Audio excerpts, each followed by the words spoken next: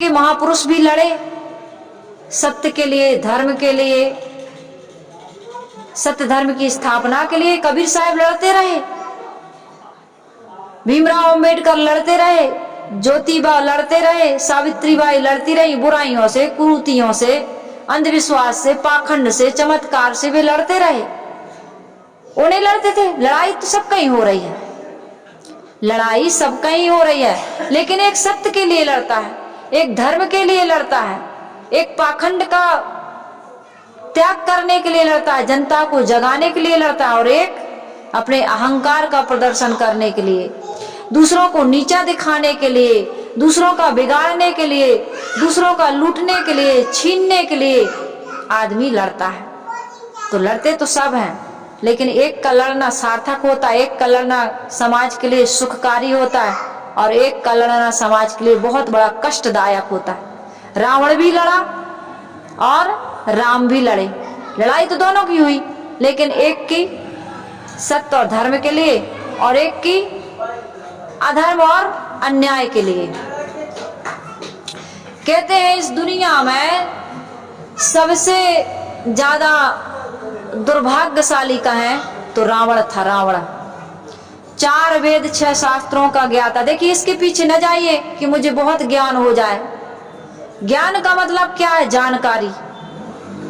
ये ज्ञान ज्ञान नहीं है। कबीर साहब जी ने इसलिए कहा, पोथी पढ़ पढ़ जग मुआ, पंडित भया न कोय, 2.5 अक्षर प्रेम का, पढ़े सो पंडित होए।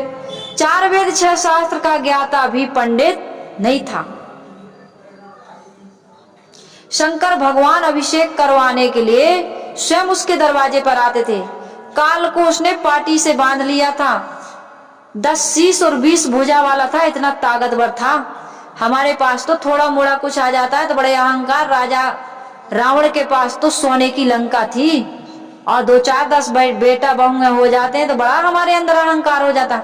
उसके तो 1 लाख पूत और 1.25 लाख नाती थे, और पूरी लंका एकदम सुरक्षित थी। लेकिन कहते हैं जब रावण मरा तो मंदोदरी रोई नहीं। कितनी भी बुरी पत्नी हो, दिखावे के लिए भी रो देती है, लेकिन मंदोदरी रोई नहीं। ये दुनिया का सबसे दुर्भाग्य वाला पति था। कौन? रावण। मंदोदरी ने अफसोस किया रावण के मरने पर कि एक बात मान जाता मेरा पति, पराई स्त्री पर कुदृष्टि न करता, तो आज 1 लाख पूत 1.25 लाख नाती, जा रावण घर दिया ना बाती। लंका भी जल गई, पूरा कुटुंब, पुत्र परिवार, भाई बंधु सब मर गए, और हमारे पति को भी मरना पड़ा। और कैसा मरा?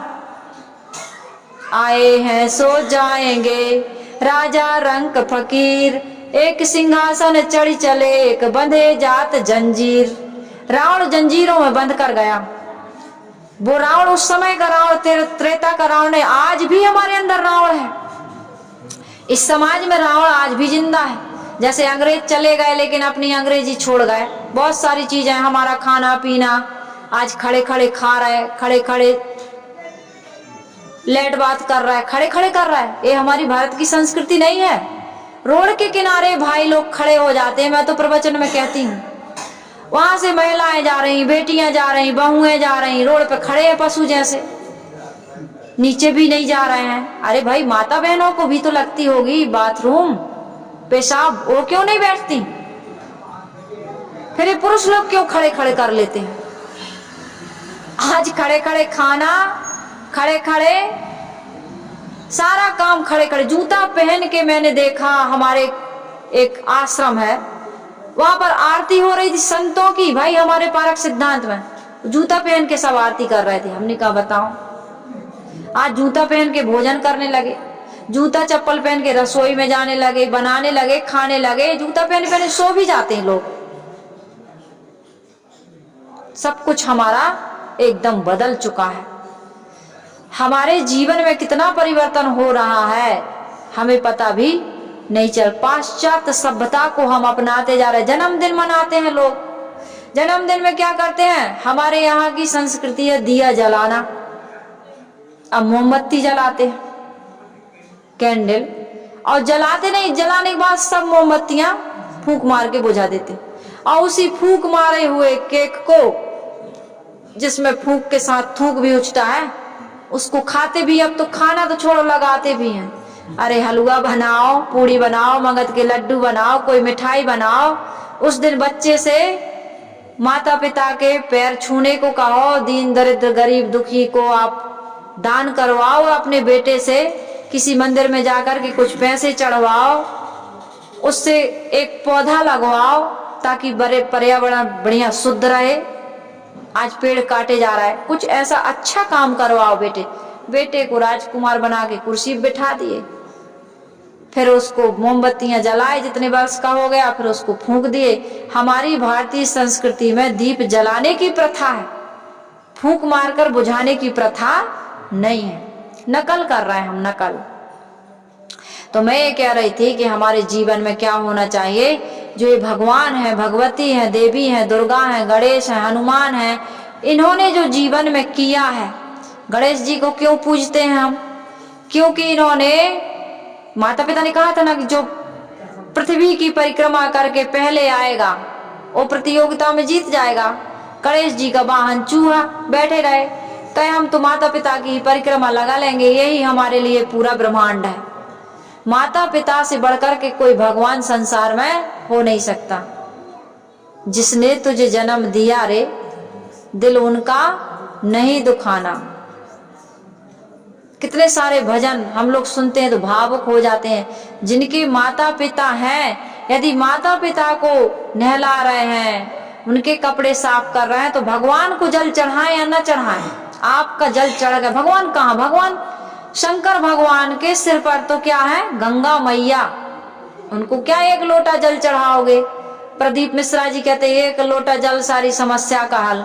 एक लोटा जल से सारी समस्या का हल कैसे हो जाएगा? एक लोटा जल से तो प्यास भी नहीं बुझती आदमी की, और तुम्हारी समस्या का हल। जिनके मस्तिष्क पर गंगा मैया है, चंद्रमा है, उनको तुम क्या दीपक जलाओगे? लेकिन आस्था है, अच्छी बात है, बुरी बात नहीं है दीप जलाना। आज घर घर में देहरी पर दिया जलाया जा रहा है, लेकिन ज्ञान का दिया भी तो जलना चाहिए। अपने माता पिता की भी तो सेवा होनी चाहिए, ये भी तो कह रहे हैं वो। अपने अंदर में बैठे हुए आत्मा रूपी परमात्मा को भी तो समझना चाहिए, उसमें स्थित होने का काम करना चाहिए। यदि इतना नहीं हो पा रहा है तो फिर भगवान की ये पूजा करना, सेवा करना व्यर्थ है। ये मंदिर हमें ये शिक्षा देते हैं, ये मूर्तियां हमें ये शिक्षा देती हैं, धर्म ग्रंथ, सत्संग हमें ये शिक्षा देता है कि सबके अंदर भगवान है। इनके साथ प्रेम से, श्रद्धा से, आदर के साथ व्यवहार करिए। सहना सीखिए, यही तपस्या है। पति कुछ कहे तो सह लो। एक बार कहते हैं पति और पत्नी में झगड़ा हो गया, तो पत्नी खूब बोली,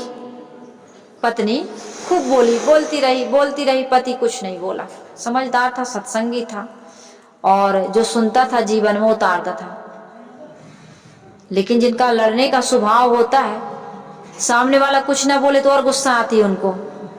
हो सकता है उनको लगता हो कि मेरा पावर ज्यादा है, सामने वाला चुप हो गया इसलिए ज्यादा दिखाते हो, या फिर उनको ये लगता हो कि हम पागल जैसे बोल रहा है, सामने से कोई उत्तर ही नहीं आ रहा, इसलिए उनको ज्यादा गुस्सा आता हो। तो पत्नी को बहुत गुस्सा आया जब पति कुछ नहीं बोला, तो पत्नी ने कहा पागल कहीं के, क्या कह रहे, जानवर कहीं के, ऐसा पागल जानवर कह के वो चुप हो गई। अब पागल जानवर कह तो दी, लेकिन जब आदमी गुस्से थोड़ा शांत हो जाता है और एकांत में बैठता है तो उसको अपने किए हुए का पश्चाताप होता है। पत्नी भी जब सारा काम हो गया, शाम को जब बिस्तर पर बैठी तो उसे बड़ा पश्चाताप हुआ कि पति को आज बहुत भला बुरा कहा, यहाँ तक कि जानवर कह दिया, लेकिन पति ने पलट के कुछ कहा नहीं। तो जब शाम को मिले दोनों, तो पत्नी ने पूछा कि क्यों जी, आज मैंने आपको गुस्से में जानवर कह दिया, आपने कोई जवाब नहीं दिया, आपको गुस्सा नहीं आया? पति ने कहा गुस्से की क्या बात है? कहे क्यों, मैंने आपको जानवर कहा फिर भी आपको गुस्सा नहीं आया, और मैं तो इतना बोलती रही, मुझे बड़ा क्रोध आता है, गुस्से को मैं जीत नहीं पाती हूँ। भला बताओ तो इस गुस्से को कैसे जीता जाता है? पति ने कहा देखो तुमने मुझे जानवर कहा, कोई गलत नहीं कहा। कहे मैंने आपको जानवर कहा, कोई गलत नहीं कहा? कहे नहीं। कहे कैसे? कहे देखो तुम मेरी जान हो कि नहीं? बोले हाँ मैं तुम्हारी जान हूँ। और कहा मैं तुम्हारा वर हूँ कि नहीं? कहे हाँ तुम मेरे वर हो। तो दोनों मिला के क्या हुआ? जानवर। तो तुमने कहा गलत कहा भाई, मैं जानवर ही तो हूँ, तुम मेरी जान हो, मैं तुम्हारा वर हूँ, दोनों मिला के जानवर। तो गाली में भी गीत खोजने की कला ये संत सिखाते हैं, ये सत्संग सिखाता है, ये महापुरुष सिखाते हैं। हमारे गुरुदेव जी कहते थे अप जस जोग की जाने की, मणि चोरी क्या कान, तुलसी लोक रिझाए वो, सरस कात वो नान। अपजस जोग की जानकी, क्या माता जानकी अपयस के योग थी? धोबी ने ताना मार दिया कि नहीं मार दिया? और मणि चोरी का कान, क्या कन्हैया एक कृष्ण भगवान क्या मणि की चोरी कर सकते हैं? लेकिन लोगों ने उनको चोरी का लांछन लगा दिया। गोस्वामी तुलसीदास जी कहते हैं तुलसी लोक रिझाए वो, सरस कात वो नान। इस संसार में हमारी निंदा नहीं होगी, सबका ही प्रशंसा होगी। ऐसी भूल करना उसी प्रकार से है जैसे बहुत जल्दी जल्दी कोई सूत को काट रहा हो और सोचे कि उलझे ना, वो तो उलझेगा ही। इस संसार में आए हो तो आपकी निंदा भी होगी, आपकी बुराई भी होगी। अच्छा निंदा और बुराई कब तक होती? जब तक हम जिंदा हैं। ये भी विचार करो, यदि कोई हमारी निंदा कर रहा है तो समझ लेना हम जिंदा हैं। मरने के बाद क्या होता है? मरने के बाद तो कितना भी दुष्ट व्यक्ति हो, शोक पत्र पर क्या लिखते हैं? अमुक अमुक व्यक्ति का स्वर्गवास हो गया। जो गया है वो लिख के थोड़ी जाता है कि हम स्वर्ग जा रहे हैं, ना वो बताने आता है कि हम स्वर्ग में आए। लेकिन उसके बाद, जाने के बाद उसके ही लोग लिख देते हैं स्वर्गवासी। और जब श्रद्धांजलि होती है तो उसकी बड़ी प्रशंसा होती। जब तक जिंदा था तब तक पैर पकड़ के खींचते थे, और जैसे ही वो मरा तो कंधे पर चढ़ा लेते हैं। अर्थी उठाते हो तो कंधे पर लेके जाते हो नहीं? तो आपको कोई कंधे पर नहीं उठा रहा, आपकी कोई प्रशंसा नहीं कर रहा है, आपको कोई कहता है कि अरे तुम तो नरक में ही जाओगे, तो समझ लो तुम जिंदा हो अभी। और तुम्हारी प्रशंसा करने लगे तो समझ जाना तुम मुर्दा हो। अब तुम प्रगति नहीं कर सकते हो, अब तुम्हारी उन्नति नहीं होगी, अब तुम आगे बढ़ने के विचार ला ही नहीं सकते, क्योंकि अब तुम्हारी प्रशंसा होने लगी। इसलिए हमारे माता पिता कुछ कहते हैं, बड़े बूढ़े घर परिवार में यदि कहते हैं तो दो बातें याद रखना। बड़ों की डांट सह लेना, दुखी ना होना, और छोटों की गलती को सह लेना, शिकायत ना करना, समझाना, उसको प्यार से समझाना, और अपने आदर्शों से समझाना, और अपनी कमजोरियों से, अपनी गलती से भी समझाना कि बेटा मैंने भी ऐसी गलती की थी और इस गलती का ये परिणाम निकला, तुम कभी गलती मत करना। और ऐसे कह दोगे गलत काम नहीं करना चाहिए तो बात समझ में नहीं आएगी। आपने जितने जितने गलत काम किए हैं उन गलतियों को बिल्कुल रियल में बताना कि मैंने कभी इस समय में ऐसा किया था, फिर मेरे साथ ऐसा ऐसा हुआ, मैंने जीवन में इतनी तकलीफ उठाई, बिल्कुल कहानी के रूप में बताना। तो बच्चा वो कहानी को कभी भूलेगा नहीं।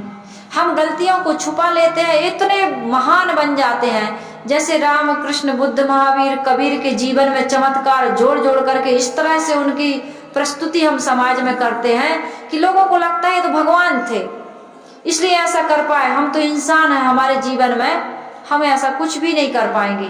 अरे राम भी मानव थे, कृष्ण भी मानव थे, लेकिन राम कृष्ण के पुजारी ये मानने को तैयार ही नहीं है। कबीर के अनुयायी ये बात मानने के लिए तैयार नहीं है कि कबीर साहब माता पिता से पैदा हुए। वो तो कहते हैं श्वासा से पानी से पैदा नहीं, श्वासा ना ही शरीर, अन्न आहार करता नहीं ताका नाम कबीर। वो माता पिता से पैदा ही नहीं हुए। अब जब कबीर साहब माता पिता से पैदा नहीं हुए, बुद्ध नहीं हुए, महावीर नहीं हुए, राम नहीं हुए, कृष्ण नहीं हुए, वो मनुष्य थे ही नहीं, तो उनकी गाथा हम जीवन में कैसे उतार सकते हैं? कभी नहीं उतारेंगे। लेकिन कोई बताए कि नहीं तुम भी बुद्ध बन सकते हो, तुम भी महावीर बन सकते हो, तुम भी कबीर बन सकते हो, तुम भी रामकृष्ण जैसे बन सकते हो, तो आदमी साहस करेगा। हनुमान जी को यही तो कहा गया, कोस काज कठिन जग माही, जो नहीं हो ये तात तुम पाही। ऐसा कौन सा कार्य है वीर हनुमान जिसे तुम नहीं कर सकते हो? हनुमान जी ने अपना विराट रूप बनाया और लंका में प्रवेश कर गए। पहले तो छोटे बने, फिर बड़े बने, और सारी मुसीबतों को पार करके, आपने सुंदरकांड में पढ़ा होगा कैसे कैसे हनुमान, इसमें चमत्कार जोड़ा गया है। लेकिन कहने का मतलब ये है कि हर इंसान अपने अहंकार का मर्दन कर दे और अपने आप को पहचान ले, तो आदमी के अंदर में वो शक्ति है, वो साहस है कि वो कुछ भी कर सकता है। दशरथ माझी बिहार का एक व्यक्ति है, उसने 22 साल में इतने बड़े पर्वत को 160 फीट लंबा रास्ता बनाया था उसने। आप लोगों ने पढ़ा होगा, यूट्यूब पर देखना है आप, है, और 30 फीट चौड़ा और 25 की कितना फीट ऊंचा। उसने 22 साल में सिर्फ छेनी और हथौड़ी से रास्ता, पहाड़ को काट दिया, किसी का सहयोग नहीं लिया। अपनी पत्नी की याद में कि मेरी पत्नी तो मर गई इस पहाड़ से गिर के, लेकिन किसी और की पत्नी नहीं गिरनी चाहिए, किसी और का बेटा नहीं गिरना चाहिए, कोई और का पति नहीं मरना चाहिए। उसको लोगों ने पागल घोषित किया। तो आदमी प्रेम में पागल ही तो होता है। जो व्यक्ति अपने जुनून को पागलपन तक ले जाता है वही व्यक्ति सफल होता है। हम बड़े समझदार बने फिरते हैं, समझदार व्यक्ति कुछ नहीं करते, जो पागल हो जाते हैं अपने लक्ष्य के लिए। अरुणिमा सिन्हा, जिसका एक पैर में राड डली है और एक पैर नकली है, वो एवरेस्ट की चोटी पर चढ़ गई। हेलन केलन, अंधी गूंगी बहरी, जिसने ब्रेन लिपि का आविष्कार कर दिया। आदमी क्या नहीं कर सकता है, बस उसके अंदर विचार आ जाए। तो ये कौन करवाता है? हमारे अंदर बैठा हुआ परमात्मा। ये भगवान हमारे अंदर बैठा है, भगवान बाहर नहीं है। भगवान नहीं है मठ में, बैठा है सबके घट में। भगवान नहीं है मंदिर में, बैठा है सबके अंदर में। ये इतिहास बता रहा है कि इस इतिहास में ऐसे ऐसे लोग हुए हैं जिन्होंने ये साबित कर दिया है कि इंसान कुछ भी कर सकता है, कोई काम असंभव नहीं है। कहते हैं एक बहुत बड़े आदमी ने, इस कहानी को कहूँ और समापन करूँ, समय भी हो गया है। एक आदमी ने, बहुत बड़े आदमी ने मंदिर बनवाया और 40 साल 50 साल हो गए मंदिर को बने। तो मंदिर कौन बनाता है? मंदिर कौन बनाता है? मजदूर बनाते हैं। मंदिर कौन बनाता है? मजदूर बनाते हैं। जितने काम हो रहे हैं सब कौन करता है? मजदूर करते हैं। और मजदूर को किस दृष्टि से हम देखते हैं, कितनी बड़ी मूर्खता, कितना बड़ा अत्याचार। हम मजदूर को क्या समझते हैं?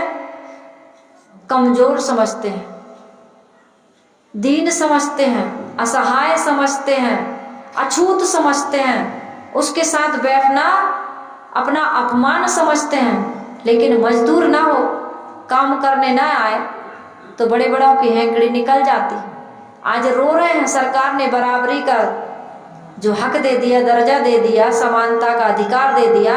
आज बड़े आदमी रो रहे हैं, बड़े नाराज भी हैं, शिकायत भी कर रहे हैं। खैर बहुत कुछ सही भी है, बहुत कुछ गलत भी है, क्योंकि हर चीज के दो पहलू होते हैं। खैर उस डीपली उस विषय पर नहीं जाना है। मजदूर ने मंदिर बनाया और एक मजदूर की रोज की एक ऐसी आस्था थी, ऐसा नियम था, 40 वर्ष हो गए थे और रोज मंदिर में भगवान के दर्शन करने जाता था। लेकिन एक दिन की बात है, रोज की तरह गया तो पुजारी जी ने बाहर ही रोक दिया। बोले आज तुम राणा जी के मंदिर में नहीं जा सकते हो। बोले क्यों नहीं जा सकते? एक फिल्म में सीन आया था कि तुम मंदिर में नहीं जा सकते हो क्योंकि आज राणा जी आने वाले हैं, जिन्होंने इस मंदिर को बनवाया है। सबसे पहले दर्शन वो करेंगे, उसके बाद कोई दूसरा व्यक्ति इस मंदिर में दर्शन करेगा। कहा महाराज पंडित जी मुझे जाने दीजिए, मुझ पर कृपा कीजिए, मैं 40 वर्षों से भगवान के दर्शन रोज करता हूँ, मेरा नियम है बिना दर्शन के मैं मजदूरी पर नहीं जा सकता, और मजदूरी में यदि लेट हो गया तो सेठ निकाल देगा, और जिस दिन मैं मजदूरी पर नहीं जाऊंगा तो मेरे बच्चे बीवी भूखे मर जाएंगे, मुझे 2 मिनट के लिए प्लीज दर्शन करने जाने दीजिए, मैं 2 मिनट में दर्शन करके आ जाऊंगा। बोला ऐसा हो ही नहीं सकता, पहले जिन्होंने मंदिर बनाया उनका अधिकार है, वो जाएंगे दर्शन करने, तब उसके बाद में तुम जाना। उसने हाथ जोड़े, पैर पड़ने के लिए झुका तो पंडित जी ने लात मार दी। वो जैसे ही ऐसे गिरने वाला था, लोगों ने उसको पकड़ लिया कि भगवान मंदिर में नहीं बैठा है, उसको समझाया। भगवान कहाँ मिलेंगे?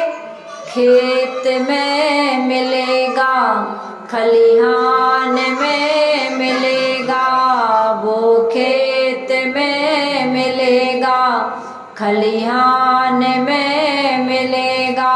भगवान तो ये बंदे इंसान में मिलेगा, भगवान तो ये बंदे इंसान में मिलेगा, वो खेत में मिलेगा, खलिहान में मिलेगा। भगवान कहाँ नहीं है? घट घट में है। हम तो कण कण में सुने हैं कि भगवान कण कण में है, लेकिन हमारा पंथ कहता है कि घट घट में है। कण कण में मानना अति श्रद्धा है, उसको बंद रखना। कण कण में मानना अति श्रद्धा है, लेकिन घट घट में मानना ये हमारी विवेक की दृष्टि से खरा उतरता है, क्योंकि इस माइक में नहीं है, इस मंच में नहीं है, इस पत्थर में नहीं है, इस घंटा में नहीं है, इस घड़ी में नहीं है, ये तो प्रकृति के नियम से चल रहा है, लेकिन हमारे घट में है। क्योंकि इस घट से जब वो निकल जाता है तो फिर एक हमारा घट किसी काम का, किसी भी देहधारी के घट काम का नहीं रहता। तो जब तक इस घट के अंदर अविनाशी राम का निवास है, तब तक इसका खूब आदर करें, सत्कार करें, सबके साथ प्रेम से रहें, भाईचारे से रहें, सबके लिए दया करना, क्षमा और ईमानदारी का व्यवहार करें। और जब कभी भी हमें ऐसा अवसर मिले, जल्दी से घर के काम निपटा करके जब भी समय मिले तो आंख बंद करके अपने आप का साक्षात्कार करने के लिए मन को शांत करने का प्रयास करें। ये हमारा मन हमें भटका रहा है, ये मन हमारे लिए क्या है? बहुत बड़ा साधन भी है और भटकाने का कारण भी है।